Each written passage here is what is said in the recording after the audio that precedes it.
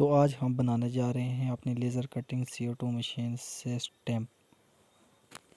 अपनी दुकान या किसी दफ्तर के लिए हम स्टैम्प बनाएं तो हमारे पास अगर लेज़र कटिंग CO2 मशीन है तो उसके ज़रिए हम आसानी से स्टैम्प बना सकते हैं। तो आज मैं आपको बताऊंगा पूरा तरीका कि हम स्टैम्प अपने मशीन से कैसे बना सकते हैं। तो बने रहिए मेरे वीडियो पे और सबसे पहले आप चैनल को सब्सक्राइब करें ताकि आने वाली नई अपडेट आपको मिलती रहे। तो हम चलते हैं अपने वीडियो की तरफ। यह स्टैम्प है, इसके अंदर हम लिखाई करेंगे रबड़ से लेज़र कटिंग CO2 की मदद से।